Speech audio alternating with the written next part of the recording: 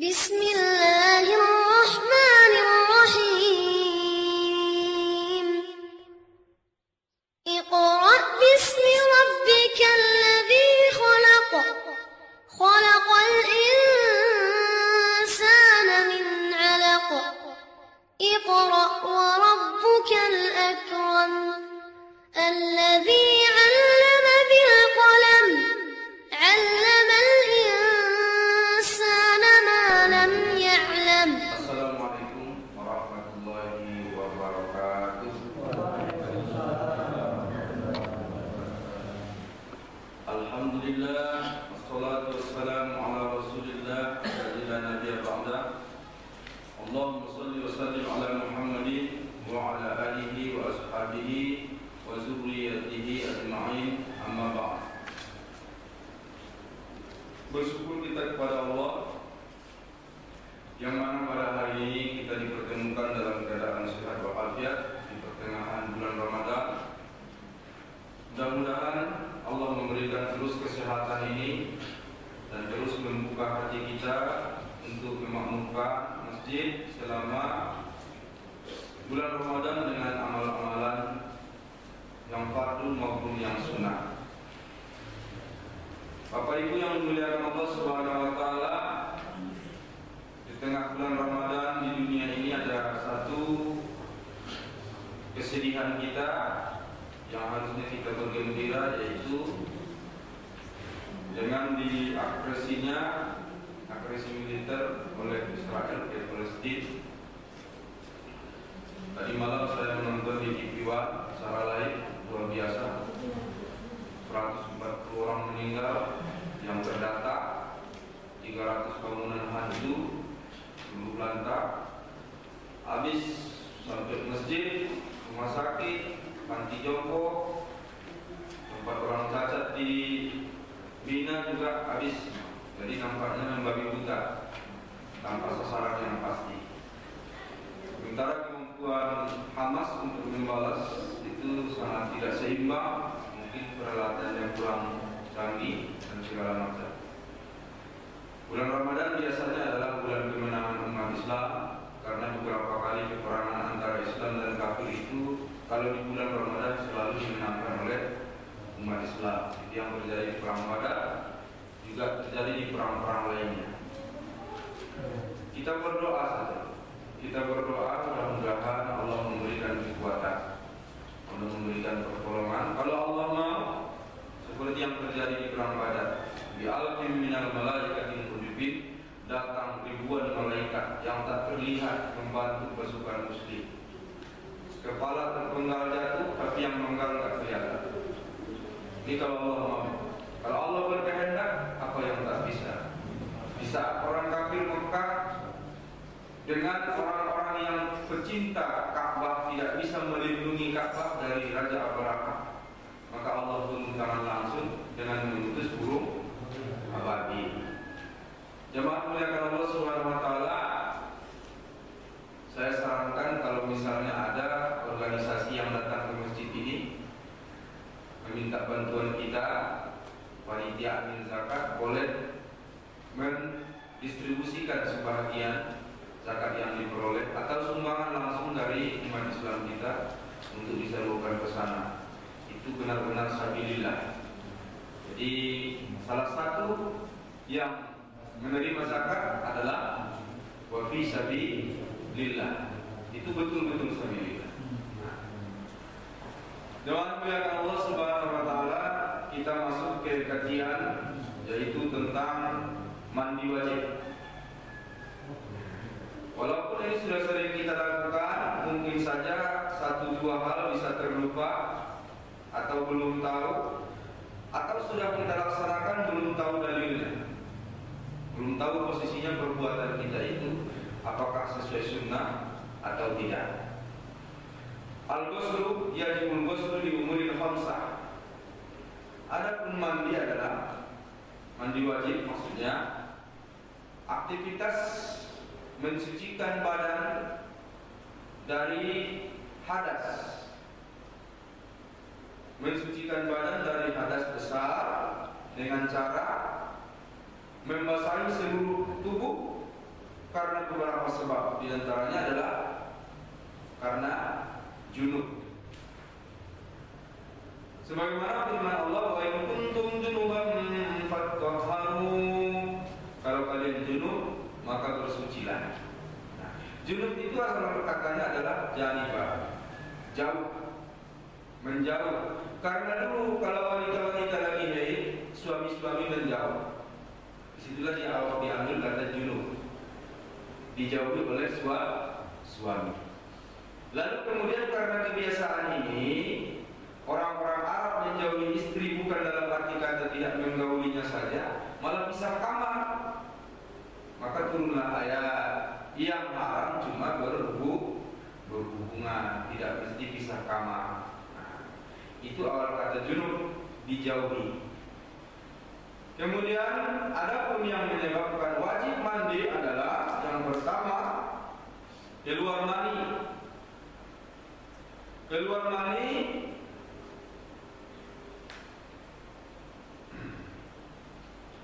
bisa wanin finnaumin awil yaqsab min zakarin aw unsa.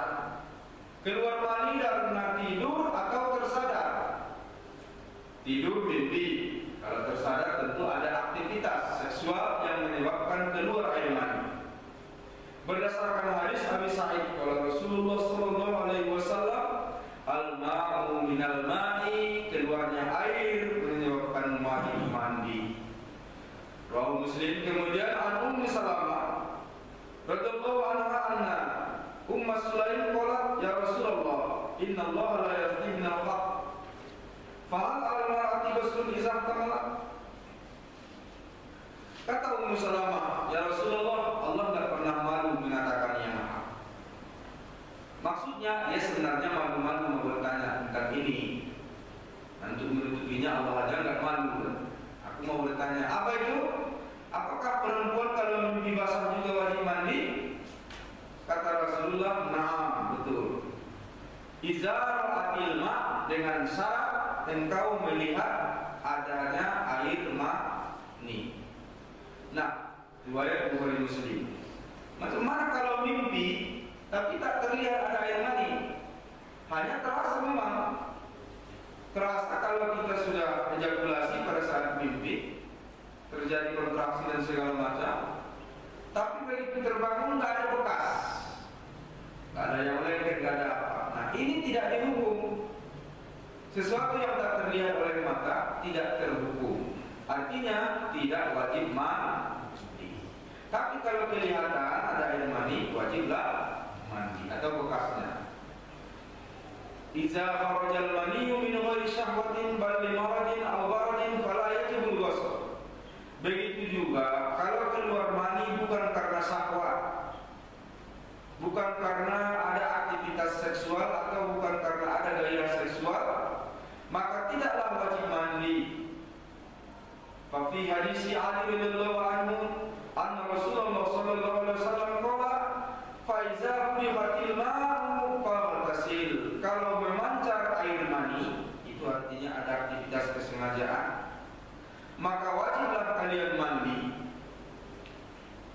Rawahu Abu Dawud. Abu Dawud. Qala Mujahid, bainana wa ashabu Ibnu Abbas hal fil masjid. Tatkala suatu saat ada satu pertemuan di masjid, di antaranya hadir Ibnu Abbas, sahabat Rasulullah yang paling banyak, salah satunya meriwayatkan hadis. Wa Taus, ada juga Taus, ada Sa'id bin Jubair, wa Ikrimah, ada juga pada saat itu Taus, Sa'id, Jubair, Ikrimah. Waktu itu Ibnu Abbas lagi sholat. Bisa waqafa alaihi rajulun, tiba-tiba masuklah laki-laki. Faqala, laki-laki tadi bertanya, fahal min mukti? Ada di antara kalian yang bisa menjawab pertanyaan? Mukti. Mukti artinya orang yang bisa memberi fatwa. Faqala, faqulna sal, ya silakan tanya. Inni kullama qultu tabi'ul ma'u ad-dafi. Kata laki-laki tadi, setiap kali saya buang air, maksudnya buang air kecil, selalu diiringi dengan air yang kental. Air yang kental. Qulna allazi yakunu minhul walad, ditanya sama sahabat-sahabat tadi, maksudmu air yang menyebabkan jadi anak? Maksudnya air mani? Qala na'am, iya, itulah dia. Qulna, dijawab mereka, alaikal ghuslu, kamu wajib mandi.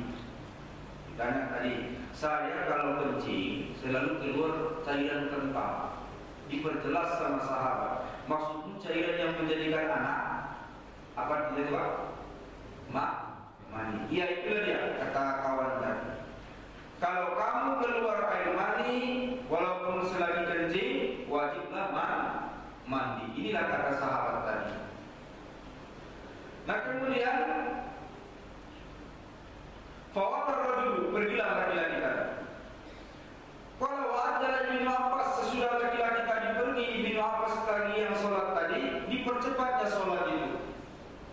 Dipercepat Ibnu Abbas sholatnya. Nampaknya dia terganggu dengan pertanyaan tadi. Entah terganggu dengan pertanyaannya, entah terganggu dengan jawaban kawan ini. Selesai sholatnya, qala li Ikrimah. Lalu ditanya oleh Ikrimah yang menjawab tadi, kamu wajib mandi. Ara'aytum ma ataitum bihi hadzal rajulu an kitabillah? Apakah kalian memberi fatwa, jawaban pertanyaan laki-laki tadi berdasarkan kitabullah, Al-Quran? Qulna, dijawab mereka, lah, bukan. Gak ada dalam Quran jawabannya. Qala fa Rasulullah, kata Ibnu Abbas, jawaban kalian itu berdasarkan sabda Rasul.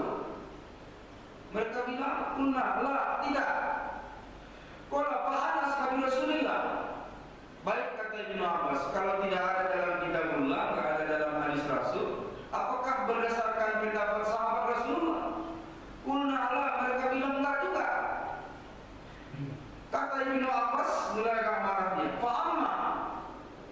Terus kalian menjawabnya dari apa? Dalam kitab enggak ada, di hadis Rasul enggak ada, perkataan sahabat enggak ada. Kalian bilang dia wajib mandi tadi, apa dasarnya?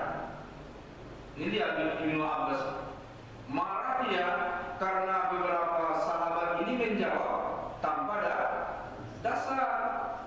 Mereka jawab an-ra'ayna, pendapat semata, pikiran kami semata.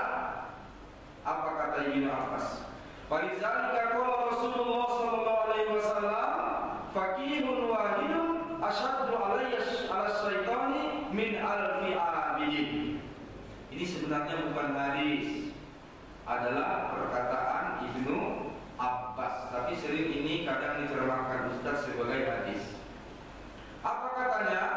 Seorang ahli fikih yang memahami hukum lebih ditakuti syaitan daripada 1000 orang yang ahli ibadah. Apa maksudnya kira-kira ini, Pak? Kalian itu ditanya orang, mestinya kalian cari dalilnya. Ada Qur'annya enggak? Ada hadisnya tidak? Ada enggak pendapat sahabat? Rujuk dulu ke sana. Jangan langsung dari pikiran. Setan lebih takut kepada seorang yang ilmu fikihnya bagus dibanding 1000 orang yang ibadahnya bagus. Qala wija'ur rajul faqala alaihi Ibnu Abbas, dipanggil lagi laki-laki tadi menghadap Ibnu Abbas. Faqala ara'aita idza kana zalika minka atajidu syahwatan fi qabli. Kata Ibnu Abbas, di saat kejadian itu terjadi, keluar air mani mengiringi air kencingmu, apakah ada rasa nikmat? Apakah ada rasa enak? Dijawablah, tidak. Qala fahal tajidu haddara fi jasadika, apakah sesudah keluar cairan kental tadi ada rasa lemas di tubuhmu? Seperti biasanya kita kalau memancar air mani langsung lemas. Apakah itu terjadi? Kata laki-laki tadi, la, tidak. Qala, dijawab Ibnu Abbas, inna innama hazihi ibrah. Ini hanya karena sebab cuaca dingin. Rupanya kalau cuaca terlalu dingin maunya dia keluar, tapi tidak dilengkapi dengan, tidak disertai dengan rasa syahwat. Tidak ada rasa syahwat. Ya jazika min hal wudu, kamu tidak wajib mandi, hanya wajib mengambil wudu. Nah, ini hadis yang panjang ini. Kalau hukumnya cuma satu, yang keluar mani bukan karena syahwat, bukan karena ada rasa nikmat, dan bukan karena persetubuhan, bisa jadi karena cuaca terlalu dingin atau sebab lain, maka tidaklah mewajibkan mandi, tapi hanya wajib mengambil wudu. Itu hukumnya. Pelajarannya apa? Pelajarannya kira-kira apa? Cerita yang panjang.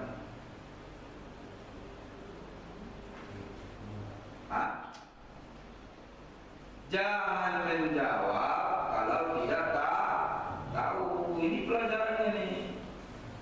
Banyak orang tuh ditanya yang sebenarnya dia tak tahu, dia jawab. Terakhir salah-salah. Penting bilang, waduh, saya kurang paham. Coba tanya si Anu. Kan gitu kan? Jadi jangan dijawab kalau memang tak tahu. Inilah yang paling marah Ibnu Abbas. Makanya dia bilang, setan lebih takut kepada satu orang ahli fikih dibanding 1000 orang ahli ibadah. Orang yang ahli ibadah gampang digelincirkan setan karena mungkin dia tak tahu hukum, tapi orang yang tahu hukum maka dia bisa memperbaiki orang yang sedang ibadah. Nah, demikian Allah Subhanahu wa taala, "Iza talama wa lam yajid maniyan fala ghusla alaihi." Kalau mimpi tidak kelihatan mandinya walaupun dalam mimpi terasa, tetap tidak wajib mandi. Fi hadis Ummu Sulaim al-mutaqaddim fa'ala al-mar'ati ghuslun iza tamilat, seperti yang ditanya oleh Ummu Sulaim, apakah wanita juga wajib mandi kalau mimpi? Qala na'am, betul, iza ra'atil ma', tapi kalau melihat air. Kalau tak terlihat tak wajib mandi. Lakin iza kharaja ba'dal istiqazi wajib alaiha al-ghusl. Tapi kalau maninya keluar sesudah terbangun, tadi waktu mimpi terasa, begitu bangun dilihat nggak ada bekas air mani, entah cair entah kering. Kalau sesudah diperiksa tak ada, tiba-tiba muncul keluar, walaupun tak terasa nikmat lagi keluarnya itu. Tadi waktu mimpi sudah terasa nikmat, begitu bangun dilihat nggak ada. Selang berapa lama keluar dia, walaupun tak nikmat lagi, wajib alaiha al-ghusl, tetaplah dia wajib mandi. Sebab kedua, iltiqaul khitanaini, yaitu bertemunya dua kelamin. Ai tabibul hasfa fil farji wa illam yahsil inzal. Apa ukuran seseorang dikatakan bersetubuh atau tidak? Maaf nih, kita harus kasih tahu. Apa ukurannya seseorang sudah dihukumkan bersetubuh atau tidak? Ukurannya adalah tenggelamnya hasfa di kemaluan wanita. Apa itu hasfa? Kepala kemaluan laki-laki. Maaf cakapnya. Nah, yang tidur langsung aja ya. Tenggelamnya kepala di kemaluan perempuan. Jadi ukurannya adalah sebatas kepala. Andai kata, maaf cakap, Bapak Ibu mandi seperti mandi capung, kena dikit saja. Asal sudah tenggelam, itu sudah terhukum, sudah bersetubuh. Keluar mani atau tidak, wajib mandi bukan karena maninya lagi, tapi karena bersetubuh. Ini dia hukumnya. Mau lanjut atau tidak, tetap wajib mandi. Misalnya baru kena dikit, bangun anak, nggak jadi, tetap wajib mandi. Selanjutnya,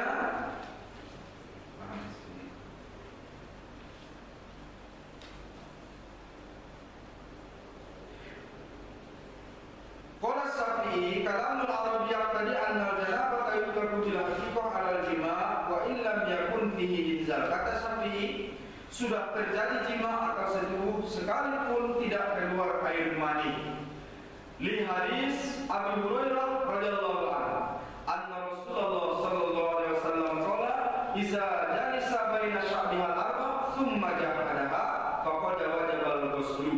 Rasulullah bersabda, apabila seorang laki-laki duduk di atas pangkuan perempuan, maksudnya istrinya, atau sebaliknya, seorang istri duduk di pangkuan suaminya, mohon maaf maksudnya bersetubuh.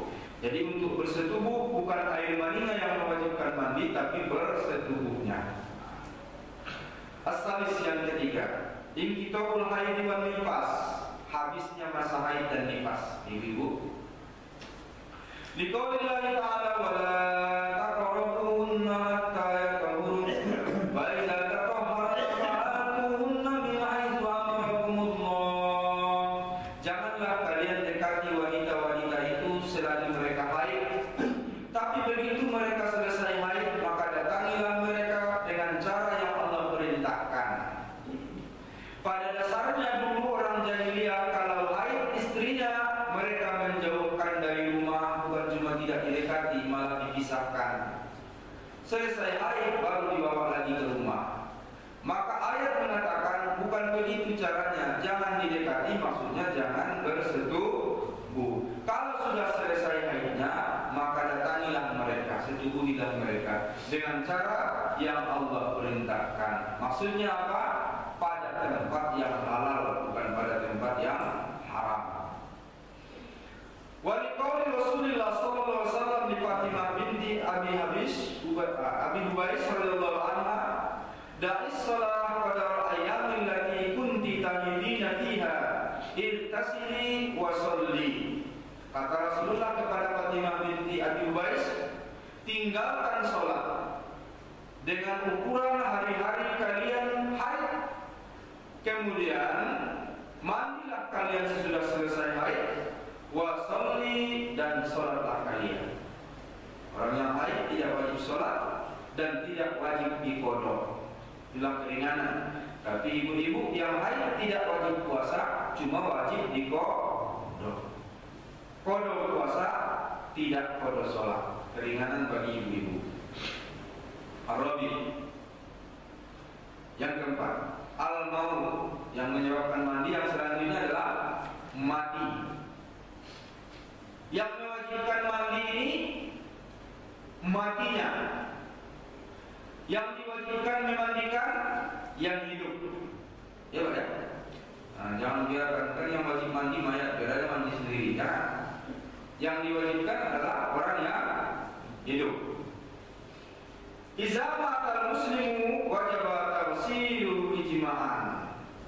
Tidak ada yang perbedaan pendapat kalau masalah ini. Semuanya mengatakan wajib mandi bagi mayit, kecuali ada kecualinya. Mayit yang jihad fi sabilillah, perang langsung. Di perang ini perang agama, perang lainnya. Kalau mati tidak wajib dimandikan, dikuburkan dengan pakaian berdarah-darah. Oh, itu kemuliaan tersendiri. Dikuburkan dengan pakaian berdarah-darah. Kenapa? Sudah calon masuk surga. Begitulah paman Rasulullah yang tewas di perang Uhud, tidak dimandikan, tidak disolatkan. Ini ada yang spesial, tidak dimandikan, tidak disolatkan. Orang yang tewas di perang Uhud langsung dikubur dengan bajunya, dengan darah-darah, sudah masuk surga. Nah, tapi ada juga Rasulullah mensolatkan orang yang gugur di jalan Allah. Kenapa? Keluarganya minta. Sebenarnya Nabi tidak mau mensolatkan, tapi keluarganya minta. Mungkin menghibur keluarganya tadi. Ya disolatkan Rasulullah. Nah, sama dengan anak kecil. Anak kecil itu tidak wajib disolatkan, karena Rasul tidak mensolatkan anaknya yang meninggal waktu kecil. Dua anaknya meninggal waktu kecil. Laki-laki, anak laki-laki. 4 ya. Ada Qasim, ada Ibrahim, ada Hashim. Semua meninggal waktu kecil dan tidak disolatkan. Tapi ada orang tua yang mengantar anaknya kepada Rasulullah, ya Rasulullah, solatkanlah anakku ini. melihat anak kecil ini, iya tapi saya minta disolatkan, maka disolatkan oleh Rasulullah. Tapi pada dasar hukumnya anak kecil tidak wajib disolatkan, hanya wajib dimandikan, dikafani dan dikuburkan. Kalaupun disolatkan, yang kita doakan bukan Allahumma ighfir lahu, bukan Allahumma ighfir laha, yang didoakan adalah orang tua. Allahumma ighfir apa? Allahumma ja'alhu faraton li abawai wasalaban wa zuhran wa ibaran. Ya Allah, jadikanlah anak kecil yang mati ini menjadi simpanan bagi orang tuanya, menjadi pembawa syafaat kepada orang tuanya. Jadikanlah anak ini nanti memberikan syafaat di hari akhir, sebagaimana hadis Rasulullah bermimpi. Ada hadis Rasulullah bermimpi Nabi Ibrahim memelihara anak-anak kecil di surga. Ditanya oleh Rasulullah dalam mimpinya, siapakah mereka ini Ibrahim? Ibrahim menjawab, inilah anak-anak kecil yang meninggal sebelum dewasa. Aku yang memeliharanya di dalam surga. Oleh karena itu, kalau ada anak kecil meninggal sebelum dewasa, orang tua tak terlalu sedih, dan oleh karena itu dia hanya wajib disabar-sabari karena anaknya adalah calon penghuni surga. Sabar ya Bu, sabar ya Bu, ini syafaat untuk ibu nanti. Tapi ada tapinya, belum tentu semua langsung memberi syafaat. Kalau sudah diakikah, kalau sudah diakikah, makanya hadis mengatakan al-gulamu murtahinun bi aqiqatihi tusbahu yawma sabah wa yunabrasu wa yusamma. Anak tergadai belum sepenuhnya milik orang tua sampai diakikahkan pada hari ke-7 kelahiran dan diberikan nama hari itu dan dipotong atau dicukur rambutnya. Itu hadisnya. Apa yang dimaksud tergadai? Dipelihara Ibrahim tak bisa ditebus. Itu kalau punya anak cepat-cepat akikahkan. Kalau sudah sanggup. Bagaimana caranya? Yang menabung. Harus ada kesengajaan. Yang paling bagus hari ke-7. Tak sanggup 14, tak sanggup 21, tak sanggup 28, tak sanggup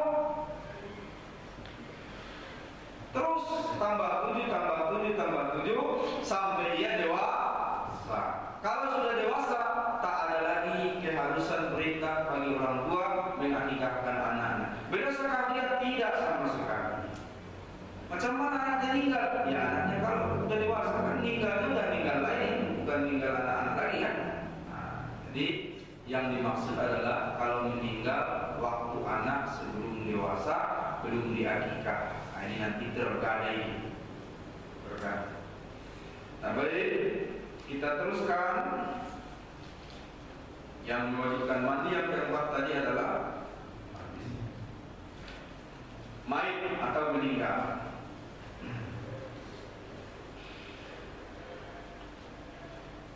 Yang kelima, al-kafiru iza aslima.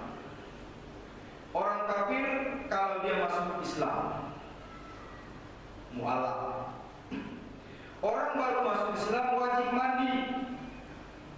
Iz aslamal kafiru yajibu alaihi al-ghusl di hadis Abu Hurairah.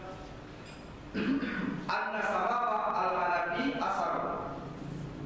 Suatu hari ada seorang tawanan bernama Sumama al-Hanafi. Karena Nabi sallallahu alaihi wasallam yabdu ilaihi, maka Nabi suatu saat mengunjungi tawanan ini. Fayaqul, Rasul berkata kepada tawanan, "Ma indaka ya Samama?" Kata Rasulullah kepada tawanan tadi, "Menurut kamu Samama, apa yang akan saya perbuat untukmu?" Fayaqul, dijawab Samama, "In taqtulu zadamin." Wahai Muhammad, kalau engkau bunuh saya hari ini, engkau membunuh orang yang pantas untuk dibunuh. Wah, ini lepas lagi. Kenapa dia katakan itu? Dia kan musuh. Tawanan. Kalau engkau bunuh saya Muhammad, aku memang pantas dibunuh. Diplomatis juga cara dia menjawab. Wa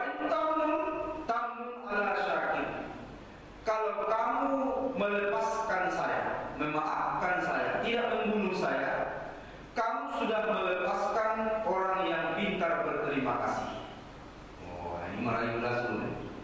Kalau kau bunuh aku Muhammad, aku memang pantas mati karena aku musuhmu. Tapi kalau engkau maafkan aku, engkau bebaskan aku orang paling pintar berterima kasih. Wa in turidil mal nu'tika minhu ma syi'ta. Dan kalau kamu Muhammad ingin meminta saya dengan tebusan, akan kami berikan kepadamu tebusan yang banyak sesuai dengan kehendak. Saya punya kaum dan kami orang kaya, kata tawanan tadi. Wa kana ashabul Rasul sallallahu alaihi wasallam yuhibbuna al-fida.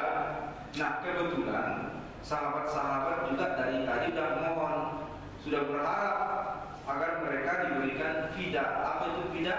Tebusan, biar diduitkan aja. Nah, biar jadi duit. Tak usah dibunuh, mati sia-sia kan? Nah, jangan pula dilepaskan gratis. Maksud mereka mudah-mudahan Nabi ini nanti minta tebusan dari tawanan yang satu ini. Ditebus. Nah, Rasul tahu, Pamar alaihi Rasulullah sallallahu alaihi wasallam, maka Rasulullah lewat, tidak diapa-apain, tidak dibunuh, tidak ditebus juga tidak. Inilah kepada Rasulullah. Udah pasrah, bunuh saya Rasul, saya pantas mati. Lepaskan saya Rasul, saya orang paling pintar berterima kasih.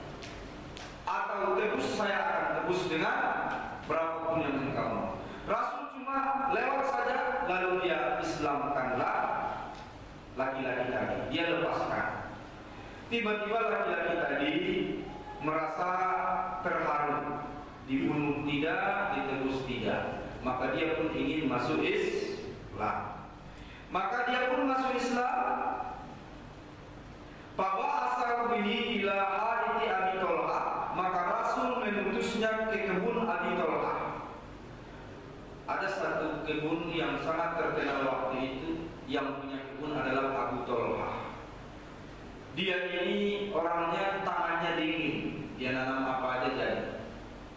Dan satu-satunya sumur yang ada waktu itu, yang ada di sekitar itu yang banyak airnya adalah sumur di kebunnya Abu Thalhah ini. Maka tawanan yang masuk Islam tadi dibawa ke sumur Abu Thalhah bukan untuk dieksekusi. Untuk apa? Wa amarahu ayyagtasila, disuruhlah dia mandi. Faqtasala wa shalla raka'atain, kemudian mandilah tawanan yang tadi dan kemudian dia salat 2 rakaat. Faqala Nabi sallallahu alaihi wasallam, laqad hasana islamu akhikum, sungguh telah baik sempurna Islamnya saudaramu ini. Jadi inilah dalil bahwa kalau ada orang masuk Islam, suruh dia mandi wajib dulu, baru kemudian sholat 2 rakaat. Tentunya dengan cara yang dia bisa, walaupun hanya gerakannya belum bisa hafalannya. Jadi orang yang baru masuk Islam wajib mandi.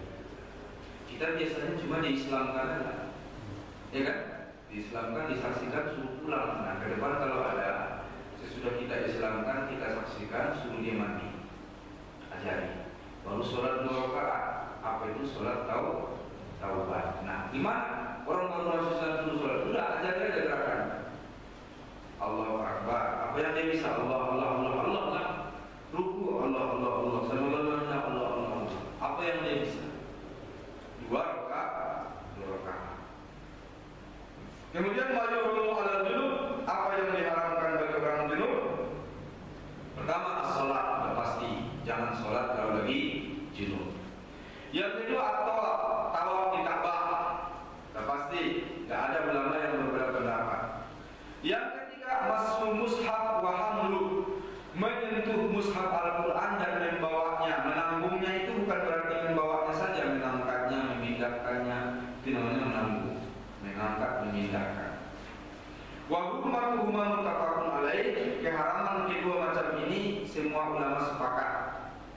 Walam yukhalif fi dzalika ahadun minas sahabah, dan sahabat pun tidak ada yang mengatakan tidak haram menyentuh atau membawa mushaf. Jadi semua sepakat keharamannya. Wa jawazu Dawud bin Hazm, kecuali ada yang membolehkan menyentuh mushaf dan membawanya walaupun sedang junub, walaupun sedang haid. hamlu lam yaraya bihima ba'san menurut Ibnu Hazm, tidaklah haram memegang mushaf Al-Quran bagi orang yang junub. Wastadalla bima ja'a fi sahihain berdasarkan hadis Bukhari Muslim, anna Rasulullah sallallahu alaihi wasallam ba'atha ila Hirqal kitaban. Rasulullah mengutus atau mengirim surat kepada seorang raja namanya Heraklius. Surat yang di dalam surat itu ada ayat Al-Quran. Di antara ayat Al-Quran yang ditulis Rasul dalam surat itu adalah Bismillahirrahmanirrahim. Sampai kemudian ayat ya ahlal kitab ta'alau ila kalimatin sawa'in bainana wa bainakum alla na'budu illallah. Wahai ahli kitab, mari kita ke satu kalimat yang satu, yaitu janganlah kita menyembah selain Allah, wala nusyrika bihi syai'an, jangan mensekutukannya dengan sesuatu, wala yattakhidh ba'duna ba'dan arbaban min dunillah, dan janganlah di antara kita ada yang menjadikan Tuhan selain Allah. Itu ayat Al-Quran ditulis di surat itu, dikirim ke Heraklius. Siapakah Heraklius? Raja kafir. Kafir dia, dikirim surat ada ayat. Inilah dalil Ibnu Hazm mengatakan berarti Rasul kan tahu dia pasti junub karena tidak mandi wajib. Kenapa dikirim surat yang ada ayat? Berarti boleh memegang ayat mushaf kalaupun sedang junub. Ayat pendapat Ibnu Hazm. Tapi mayoritas ulama mengatakan tidak boleh.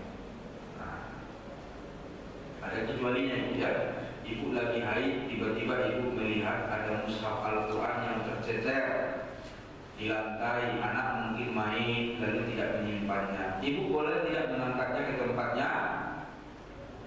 Bu? Boleh? Boleh. Pengecualian ini maksudnya darurat. Terletak Al-Quran di lantai, wajib kita diletakkan di tempat yang lebih tinggi. Cuma jangan macam di tempat saya. Tempat saya waktu itu saya posisikan Al-Quran di tengah, karena ibu-ibu suka kali maghrib isya di masjid menunggu waktu. Jadi kadang ibu-ibu ini mau ngaji segan ke depan, saya posisikanlah Al-Quran di tengah. Datang seorang ustaz juga, dia bilang nggak boleh Al-Quran ditaruh di belakang. Kita kan sholat ditunggini kan, membelakangi Al-Quran. Berkali-kali dia bilang. Terakhir jamaah merasa serba salah. Cuman aja maksudnya, apa nggak boleh? Saya bilang itu bukan membelakangi, memang memposisikannya supaya mudah dijangkau. Yang dimaksud membelakangi Al-Quran tidak diamalkan, ya kan? Mau kita cium tiap hari, kita taruh tempat paling tinggi, kita balut dengan kain emas, itu pun namanya membelakangi kalau tidak diamalkan. Terakhir karena sering Ustaz ini bilang begitu, jangan membelakangi, diangkat orang mulai dari tengah ke depan. Saya diam. Jadi yang dimaksud itu adalah Al-Quran itu wajib dihormati, mushafnya betul, kalau tercecer angkat di tempat. Tapi jangan terlalu tinggi sehingga nggak bisa diambil, ya Bu ya. Karena saking ingin meninggikan Quran, taruh tinggi kali 2 meter. Terakhir nggak bisa diambil. Jadi yang dimaksud tinggikan Al-Quran itu adalah baca dan amal. Kemudian qiraatul Quran, yang dilarang bagi orang yang junub membaca Al-Quran. Yuhramu 'alal junubi ayyaqra syai'an min al-Quran ila jumhur. Menurut jumhur ulama diharamkan membaca Al-Quran bagi orang yang junub. Bapak Ibu, junub ini maksudnya bukan cuma haid ya. Segala sesuatu yang menyebabkan orang berhadas besar namanya junub. Orang gila itu junub kan? Hah? Junub. Berhubungan suami istri junub, mimpi basah junub, haid junub, nifas junub, hilang akal junub. Jadi junub yang dimaksud itu bukan satu macam. Kita ulangi lagi biar nggak salah persepsi. Bersetubuh junub, haid junub, mimpi basah junub, Apa lagi tadi? Nifas, junub. Hilang akal, junub. Orang yang hilang akal itu begitu dia sembuh dari gila, suruh dia mandi. Kesurupan, beda. Nah, jadi diharapkan bagi yang junub membaca Al-Quran. Anna Rasulullah SAW kata, la ya'jubu anil Qur'ani syai'un laisa janaba. Rasulullah dalam hidupnya selalu baca Al-Quran. Cuma satu aja yang tak mau dia baca Al-Quran. Kalau sedang junub. Riwayat Ashabus Sunan Tirmizi wa ghairihi. Qala al-hadis fil fatah wa dha'ifa ba'dhum ba'd riwayatihi. Cuma hadis ini katanya lemah, hadis yang tadi. Wa al-haqqu annahu min qabil hasan yasbahul hajah wa anhu. Maka menurutnya yang paling bagus adalah sesuai dengan hajat. Ra'aytu Rasulullah sallallahu alaihi wasallam tawaddu'a summa qara'a asadan min al-Qur'an summa qala hakazalam liman laisa bijunubin fa amal junubu fala wala ayah. Kemudian ada hadis lagi, aku melihat Rasulullah mengambil wudhu lalu dia membaca ayat Quran. Kemudian beliau bersabda, ini hanya bagi orang yang bukan junub. Kalau lagi junub janganlah kalian membaca Al-Quran walaupun satu ayat. Riwayat Ahmad. Zahab al-Bukhari wa Tabrani wa Dawud wa Ibnu Hazm ila jawaz qira'ah junub. Tapi menurut Imam Bukhari, Imam Tabrani, Imam Dawud dan Imam Ibnu Hazm boleh membaca Al-Quran sekalipun junub. Boleh juga. Al-Bukhari mengatakan, la ba'sa an taqra al-haidul ayat, tidak masalah orang yang haid membaca ayat Quran. Ibu ya, kalau lagi haid kata Imam Bukhari, Abu Dawud, Ibnu Hazm boleh baca Quran. Walau yara Ibnu Abbas bin Quran al-Jami ba'san, begitu juga Ibnu Abbas mengatakan tidak ada apa-apa masalah orang yang haid membaca Al-Quran. Wa kana Nabi sallallahu alaihi wasallam yazkurullah ala kulli ahyani, karena Nabi sallallahu alaihi wasallam selalu berzikir kepada Allah dalam setiap keadaan hidupnya, walaupun dia lagi junub dia tetap berzikir. Nah, apa maksudnya ini? Yang dimaksud Imam Bukhari, Imam Dawud, Ibnu Hazm, Ibnu Abbas, boleh wanita haid atau boleh kita laki-laki yang sedang junub baca Quran, bukan dengan niat baca Quran, tapi dengan niat zikir. Nah, ini jangan salah. Jadi perbedaannya, kita lagi junub nih, maaf cakap, kalau bulan puasa kita berhubungan sebelum sahur, lalu malas mandinya, tiba-tiba kita lagi makan sahur, belum mandi, sah nggak? Nah, sah tidak? Jangan ragu, sah tidak? Sah. Wajib mandinya karena mau sholat, bukan karena mau makan sahur. Nah, kita mau makan sahur kan ada itu Bismillahirrahmanirrahim. Nah, itu ayat nggak? Ayat. Boleh. Niatnya adalah zikir. Nah, ibu pun gitu lagi masak. Allahus. Apa itu kata sahabat? Ada kucing. Apa itu? Boleh membaca Al-Quran dengan niat zikir. Maka paling tidak hafallah 1-2 ayat untuk zikir. Ibu-ibu jangan sama sekali hilang aktivitas zikir walaupun haid. Ya, masa seminggu haid tidak ada zikir sama sekali. Ya, hilang pancaran wajah ibu ya. Jadi itulah bedanya orang yang berilmu dengan yang tidak Jangan niatkan membaca qiraah, tapi meniatkan zikir kepada Allah. Kemudian al-maqsu fil masjid, tidak boleh diam di masjid. Nah, ini paling banyak dipertentangkan. Boleh nggak wanita haid masuk masjid? Yuhramu ala junubi ayyam kasafil masjid, diharamkan orang junub masuk masjid, berdiam maksudnya, bukan masuk.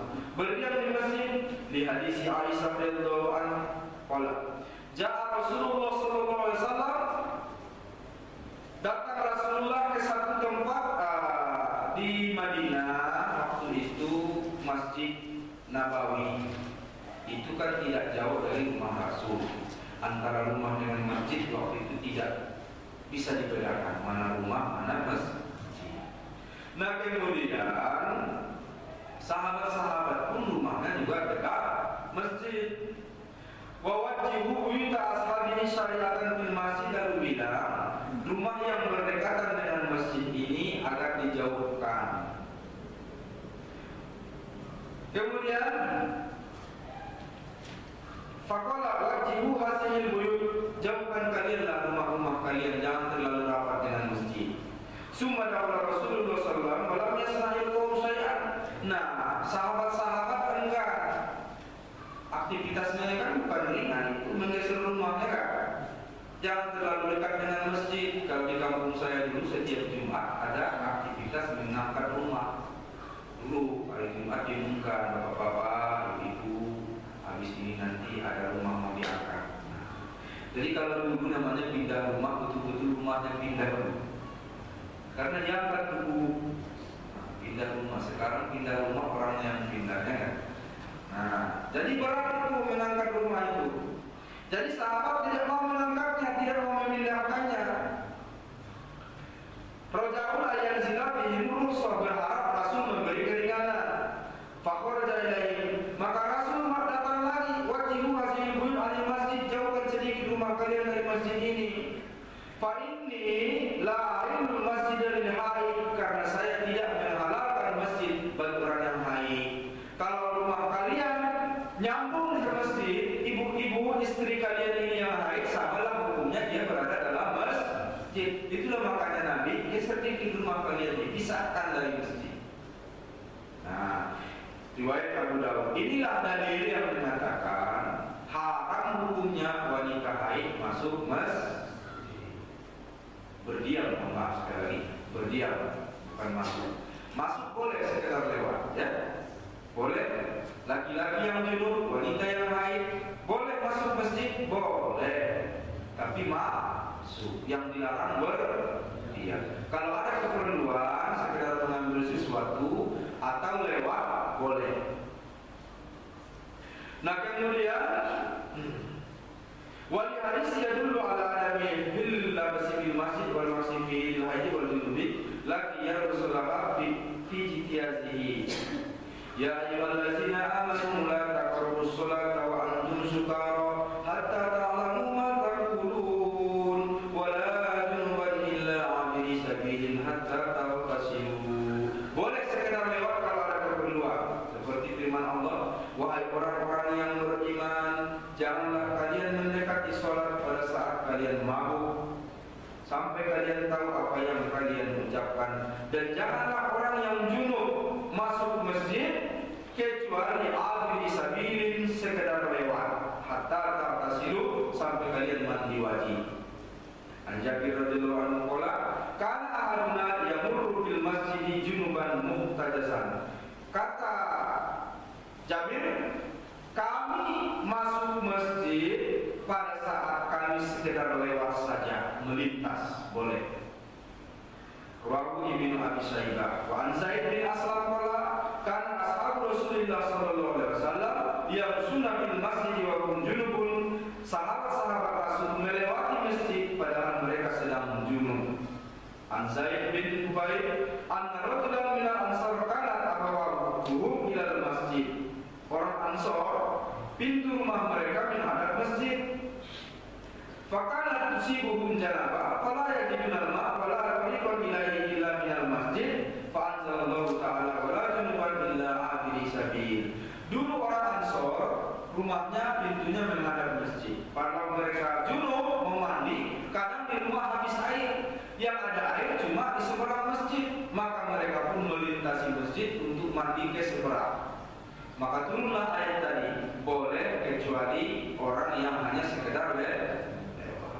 Itulah makanya turun ayat boleh melewati masjid walaupun sedang junub.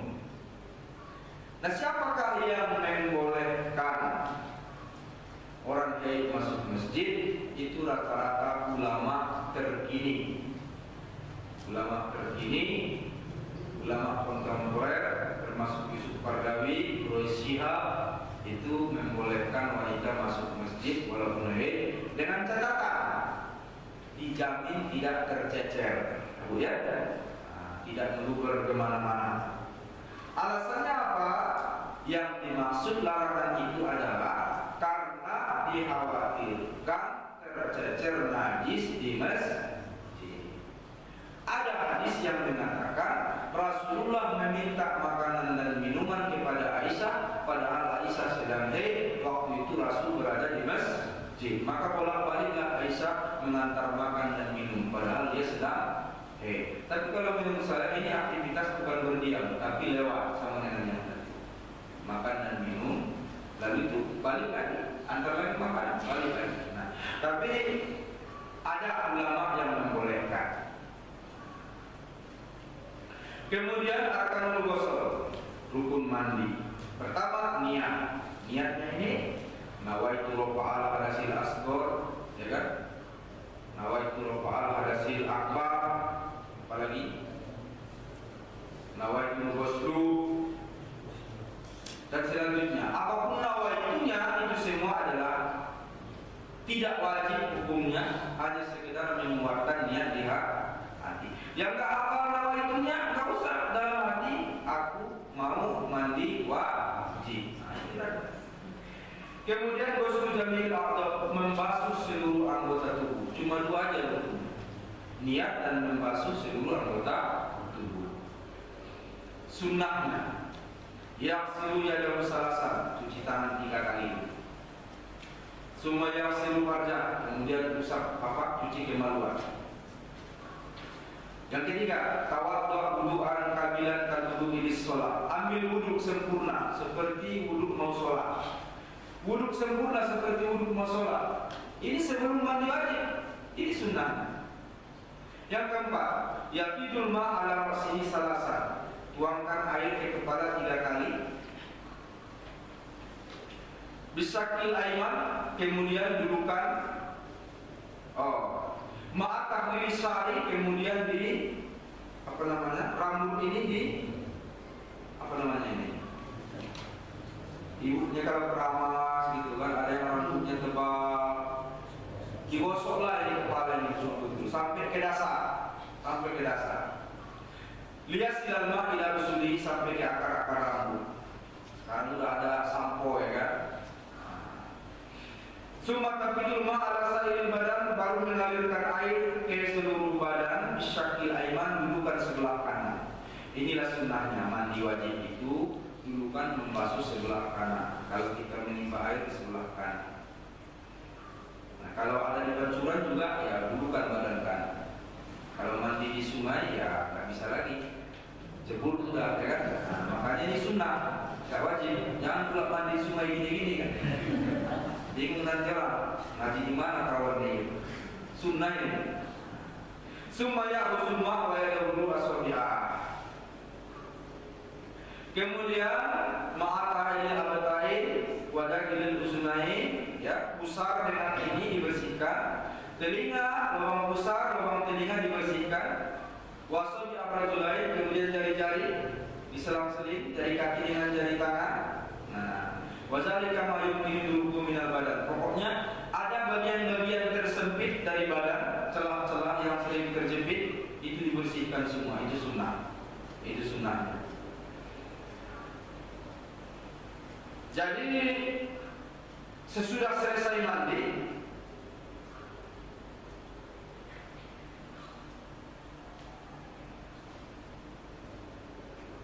summa ya'udzu ma'a wa yaqulu sabyahu bi usuli syari'ati ijara annahu qad istabara hafana ala ra'sihi salasa asiyatin summa qala ala sa'iri jasadihi.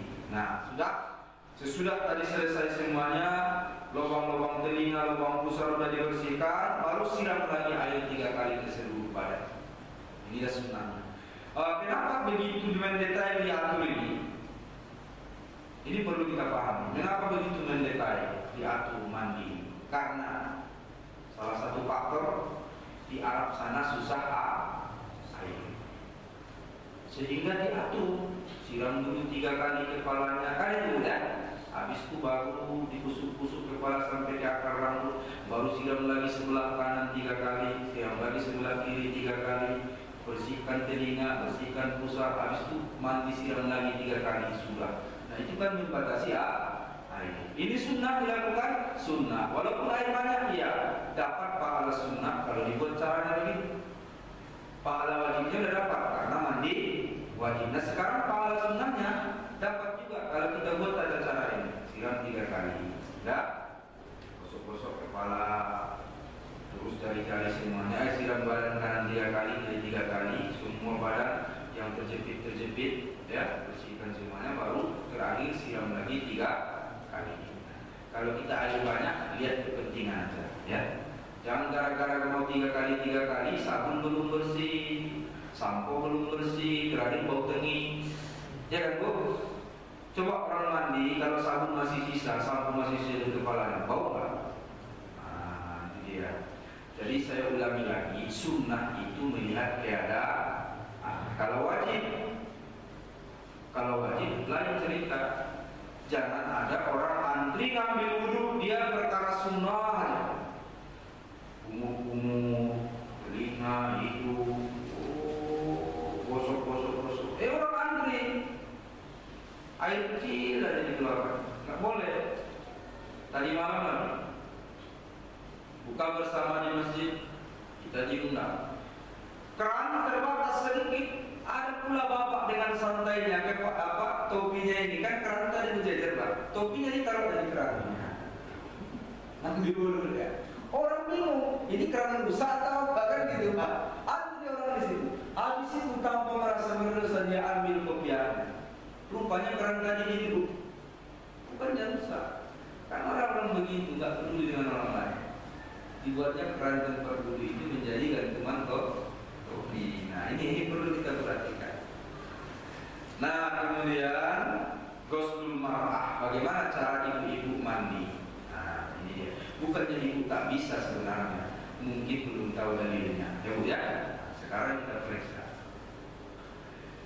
Ghuslul mar'ah ka ghuslul rajul, tidak ada bedanya mandi wajib laki dan perempuan. Illa annal mar'ata la yajibu 'alaiha ayyan tanqidu sabirataha. Hanya perempuan tidak wajib menguraikan rambut, tetap diikat boleh. Nah ini ya, tidak wajib. In wasalal ma'ilal asli, kalau dijamin air sampai ke akar rambut. Nah ibu-ibu kalau memang rambutnya tebal, ragu, kalau nggak dibuka ikat rambut ini jangan-jangan nggak nyampe air ya buka. Tapi kalau yakin nyampe air ke akar rambut nggak usah dibuka. Lihat isi Ummu Salamah radhiyallahu anha, anna imra'atan qalat ya Rasulullah, ini imra'atun asatu dhafri ra'si.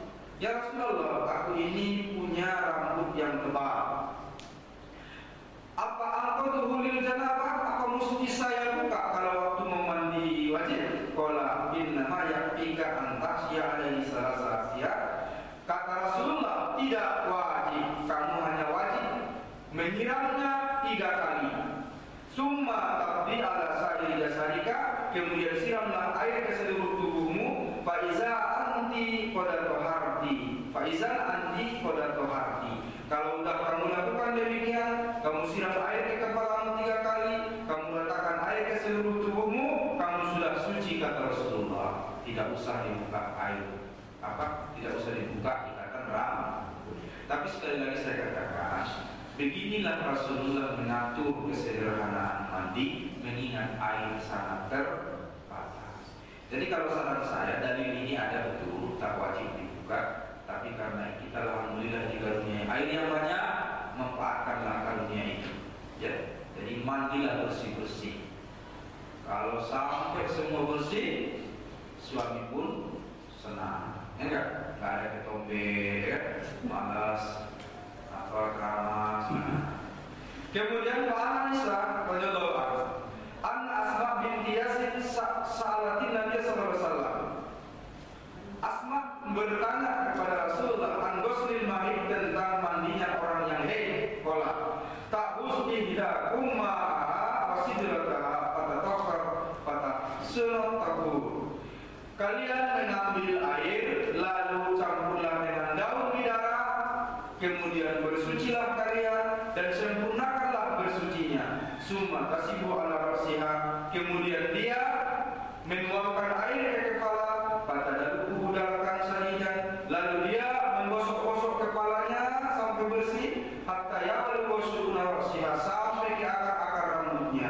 summa tasibu alaihi ma, kemudian dia siramkan lagi ke seluruh badannya air, summa ta'khuzu fursatan mumassika, kemudian dia mengambil kapas yang ditaruh minyak wangi, fatatahharu biha, lalu bersihkanlah kedua.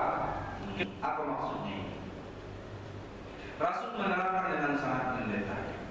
Basuhlah kepala kalian, ambillah air, campur dengan daun bidara. Ibu tahu daun bidara? Ini daun-daunan kalau ada orang mau mandi wajib, termasuk mandi mayit, dicampur dengan daun bidara. Daun ini harum baunya. Kalau kita di Indonesia banyak bunga-bungaan. Jadi ibu disunahkan mandi gembak, betul, untuk mengharumkan badan. Jadi kata Caca Andika betul, mandi gembak tengah malam, cuma jangan tengah malam, buat bulan batik, ya kan? Jadi tak harap itu ibu mandi gembak, bagus itu. Inilah syariatnya. Niatnya, jangan yang lain-lain, ya kan? Nah, niatnya bersihkan ini. Artinya pakai harum-haruman, dan memang Allah ciptakan bunga-bunga itu banyak khasiatnya. Dan saya mendapatkan satu buku terapi dengan bunga. Ibu, saya pikir penting kali membaca buku itu, terapi dengan bunga. Ternyata masing-masing bunga dengan warnanya itu punya aura tersendiri. Ada orang yang lemah, memahami lemah syahwat, ada apinya itu. Nanti buka di internet, terapi bunga. Ada apinya seorang wanita, lupa saya namanya. Orang dengan warna bunga tertentu, dilihat penyakitnya hanya ditempel di bagian tertentu dengan badan, bisa berefek. Jadi memang rupanya Allah tidak sia-sia menciptakan itu semua. Bunga dengan warna-warni, dengan karakternya. Ada yang kembang sore, ada yang kembang pagi. Semuanya ada bunga. Jadi ini Rasul katakan, campur air dengan daun bidara supaya wangi, harum. Mandilah kalian. Terakhir ambil kapas, tempel minyak wangi, olesi minyak wangi, baru lampalkan ke situ, sumbatkan ke situ. Artinya apa? Supaya harum, mandinya harum, berair juga dengan harum. Nah, Bapak juga jangan malas bulan puasa ini kalau kumur-kumur akhiri dengan Listerine, ya, supaya mulut fresh, segar. Jangan ngomong baru 2 meter orang sudah datang lagi wangi. Ya betul, apalagi kita yang sering bergaul, apalagi guru, ya kan? Nah, guru semua muridnya patuh, tunduk sama saya, nggak ada yang berani. Kenapa? Takut kecium bau mulut. Bukan takut. Ini sunnahnya. Sunnah. Jadi baik, sampai di sini silakan jemaah yang ingin bertanya. Ya, Assalamualaikum warahmatullahi wabarakatuh. Waalaikumsalam. Mengenai yang tadi istilahnya di Islam Ustaz, ini kan di bulan Ramadan. Ketika kita malas untuk mandi, ternyata sudah terdengar azan zuhur, itu gimana? Ya. Mengenai tentang Baik. puasanya. Yang kedua adalah yang mengenai tentang aneh harga dari Islam. Dia masih belum paham mengenai yang maksud dari harga. Terus yang ketiga adalah ketika anak lahir itu belum 7 hari sudah meninggal, apa masih perlu dilakukan? Pertama, kita bangun sahur itu aja udah berat. Kalau lagi mandinya, ya kan? Udah bapak-bapak begini, ibu istri kita bangunkan kita baca Al-Quran. Ya, udah 3 kali ya, masih juga tidur kan gitu. Kadang disiram istri baru bangun. Saya kan begitu. Bangunnya, ya, udah 10 kali bilang ya, nanti saya terbangun udah mepet loh. Kok nggak bangunkan saya? Berat, apalagi mandi. Jadi ini keringanan ya, tidak usah paksakan kalau memang terasa dingin. Mandinya itu kapan kita mau sholat. Walaupun udah masuk azan subuh belum mandi, sah puasa. Cuma kan tidak boleh melambat-lambatkan sholatnya, tidak boleh. Bisa diakali kan mungkin mandi air hangat. Tapi yang saya rasakan mungkin juga Bapak Ibu rasakan, aktivitas mandi itu sebelum azan sangat kuat efeknya ke tubuh. Keluar bau-bau badan semua, betul nggak? Keluar hangat kiri kanan itu kan, itu luar biasa. Jadi walaupun sehat sekali orang yang mandi sebelum sesudah. Jadi memang ada dua mandi yang dianjurkan Rasul: mandi sebelum matahari terbenam, mandi sebelum matahari terbit. Inilah kalau mau sehat. Jangan mandi menjelang maghrib. Kalau udah jam 6 itu udah bahaya mandi. Mandilah sebelum jam. Sebenarnya mandi sesudah matahari terbit itu nggak sehat. Mandi yang sehat itu sebelum matahari terbit. Kemudian Rasul setiap pagi jalan pagi. Rasul nggak bilang, nggak mengerti mungkin Rasul secara teknis ilmu kesehatan, tapi perilaku Rasul itu sangat-sangat mendukung ilmu kesehatan. Beliau berjalan pagi kena matahari. Tahukah kita walaupun ikut minum anlen tiap malam, tulang ibu takkan bagus kecuali dibantu matahari. Saya dapat ilmu dari dokter. Tubuh kita tidak bisa memproduksi vitamin atau mengkonsumsi vitamin D. Jadi vitamin D itu nggak ada. Katanya vitamin D kan dari tulang, kalsium, ya kan? Telur, itu nggak ada. Yang ada adalah provitamin D. Apa maksudnya? Cikal bakal vitamin D. Kapan terjadinya cikal bakal vitamin D? Kita minum vitamin, itu bukan vitaminnya, cikal bakal.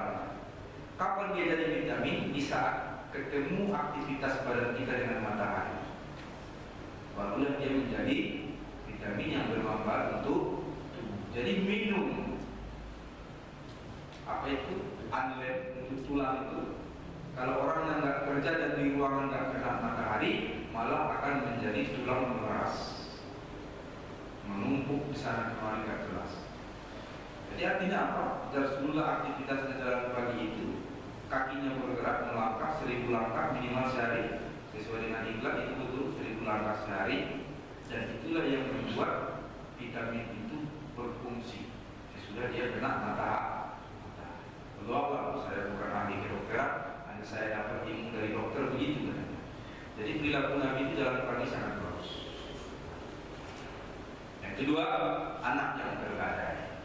Apa maksudnya anak yang tergadai? Anak itu tidak bisa memberi syafaat di hari akhirat kalau dia meninggal sebelum dewasa dan dia tidak diakikahkan, tidak bisa memberi syafaat. Seperti Nabi Rasul jadi dipelihara oleh Ibrahim. Dan supaya kita bisa mengambilnya dari Ibrahim, akikah dulu sebelum dia meninggal. Kan kita nggak tahu anak kita mau meninggal kapan kan. Makanya usahanya adalah 7 hari. Nggak bisa 7 hari, 14, nggak bisa 21, 28. Mudah-mudahan dia panjang umur. Nah, kalau anak meninggal sesudah dewasa, dia tidak memberi syafaat pada orang tuanya. Amal kita yang memberi syafaat bagi kita. Kata Ibnu Abbas yang dimaksud tidak bisa memberi syafaat, tidak tergadai adalah anak ini tumbuhnya tidak normal seperti anak yang dihakikatkan, baik normal fisik maupun normal mental. Dan memang saya rasakan, saya menghakikatkan anak pertama itu umur 3 tahun. Beda sekali sikapnya sebelum dihakikah dengan sesudah dihakikah. Itu yang saya alami. Saya nggak tahu Bapak Ibu. Beda sekali. Ada penurunan tensi pada saat dia sebelum dihakikah, dia bandel, tidak bisa dikasih tahu, tidak bisa diingatkan, lasaknya tidak teratur. Begitu dihakikah, hari itu, minggu itu juga berubah. Itu yang saya rasa. Itu yang dimaksud kata Ibnu Abbas adalah terjadi perubahan mental antara seorang anak yang belum dihakikah dengan yang sudah dihakikah. Jadi kalau yang baru tahu ini dia jadi semangat, motivasi. Bolehkah kita menghakikahkan cucu? Boleh. Mungkin anak kurang paham, mungkin anak belum mampu. Kakeknya menghakikahkan. Dalilnya Rasul menghakikahkan cucunya Hasan dan Husain. Itu yang paling terkenal dengan 1 ekor kambing. Nah, karena nggak sanggupnya Ali ini nggak sanggup menghakikahkan anaknya, maka Rasul yang ambil Ali. Dan juga Rasul bukan orang kaya yang mestinya anak laki-laki 2 ekor kambing, tapi Rasul cuma menghakikahkan Hasan dan Husain masing-masing 1 ekor kambing. Nah, ya. Jadi yang punya cucu, hakikatkan cucunya kalau anaknya belum mau. Terus apa itu? Menikah sebelum 7 hari. Kalau dia menikah sebelum 7 hari tidak wajib. Tapi kalau mau boleh, karena hadis mengatakan pada hari ke-7. Tapi kalau mau boleh. Ada yang mengatakan belum lahir pun akikahkan. Kenapa? Dia sudah hidup. Dia sudah hidup. Karena bayi itu 120 hari sudah ditiupkan ruh. Nah, itu dia ukurannya. 120 hari sudah ditiupkan ruh. Silakan mulai. Ya. Assalamualaikum warahmatullahi wabarakatuh. Waalaikumsalam. Masalah berwudu. Apabila kita melihat orang sedang berwudu, di antaranya itu sahnya kan membasuh tangan sampai siku. Dia tidak membasuh sampai siku. Kita melihat, kita menelusurkan, nggak melihat apa hukum kita yang melihat itu. Baik. Bagi dia yang tidak tahu tumitnya kah, sikunya kah yang kena air, sah wudunya. Karena tidak tahu. Dia tidak berdosa, tidak. Yang berdosa kita yang lihat diam. Makanya wajib ditegur. Ingat hadis waktu kita bicara dulu tentang seorang sahabat yang buru-buru mengambil wudu, lalu tumitnya ini dari belakang ini, depan kan dibasuhnya gini. Yang ini nggak kena ini belakang. Apa kata Rasulullah? Wailul lil aqab, wailul lil aqab, wailul lil aqab, 3 kali. Dibakar neraka tumitmu itu. Dibakar neraka tumitmu itu. Dibakar neraka tumitmu itu, kata Rasulullah. Karena apa?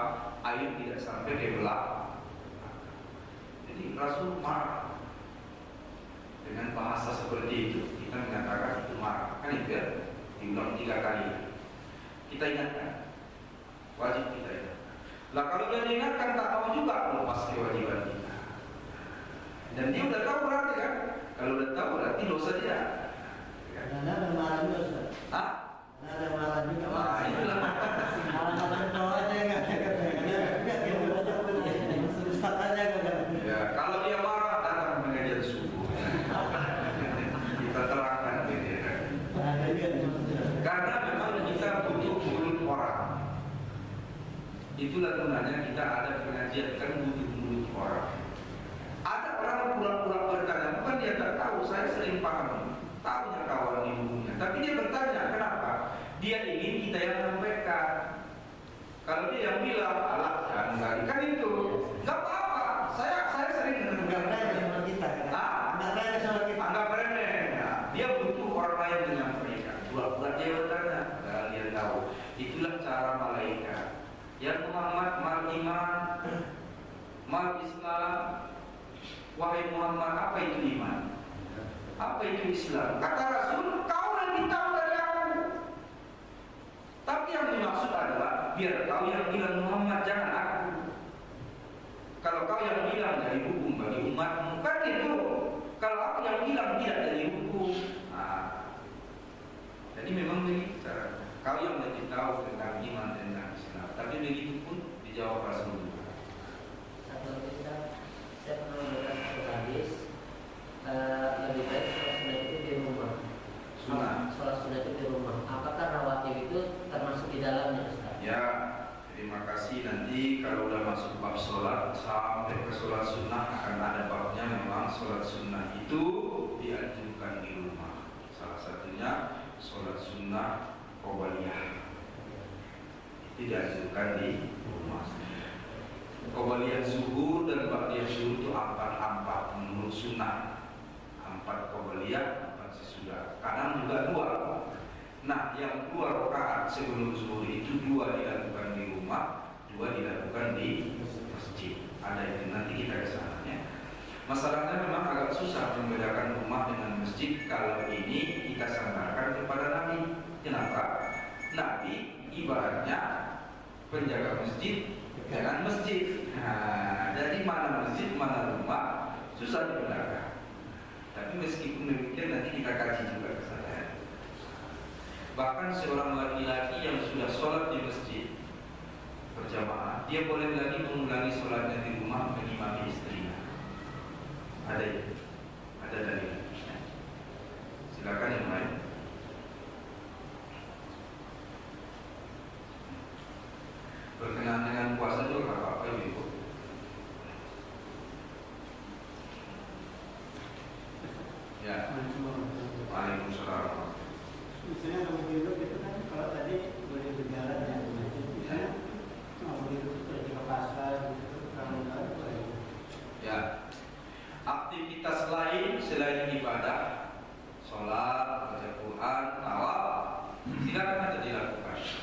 pasar, mau ke mall, atau sekitar lagi duduk di depan sana. Hanya kita dengan Allah yang kuat. Tapi ingat, kita jangan menyanyiakan, menyepelekan, takutnya mati kita dalam keadaan bete. Makanya percepatlah mandi, cepat mandi, jangan disepelekan. Silakan.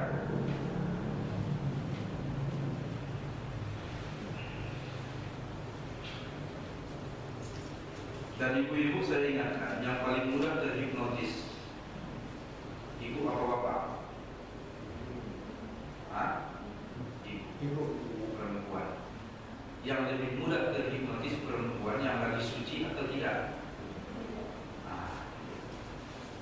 Yang paling mudah kena ilmu-ilmu, entah hipnotis, entah sihir, entah santet, entah pengasihan, apapun itu, wanita dalam kondisi tidak suci paling mudah nanti. Dan orang tahu dia tidak suci, karena bagi orang tertentu bisa melihat itu dari wajah, dari aura wajah. Mudah. Jadi ibu-ibu hati-hati juga kalau lagi enggak suci. Kalau setelah banyak aktivitas kalau orang awal.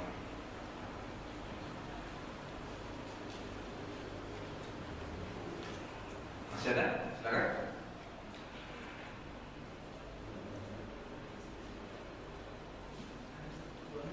Ya, baik. Alhamdulillah. Mudah-mudahan apa yang kita kaji subuh ini membawa manfaat bagi kita semua. Insyaallah kita ketemu bulan minggu yang akan datang. Astaghfirullahaladzim. Alhamdulillahirabbil alamin. Allahumma shalli wa sallim ala asyrafil mursalin wa ala alihi wa ashabihi ajma'in. Allahumma ighfir lana dhunubana wa liwalidayna warhamhuma kama rabbayana shaghira wa li jami'il muslimina wal muslimat wal mu'minina wal mu'minat al-ahya'i minhum wal amwat ya qadiyal hajat.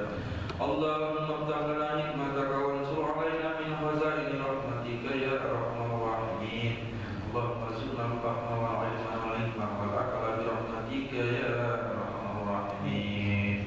Allahumma taqabbal siyam ramadana wa qiyam ramadana wa sa'ir a'malina wa tammim taqsirana ya Allah ya arhamar rahimin.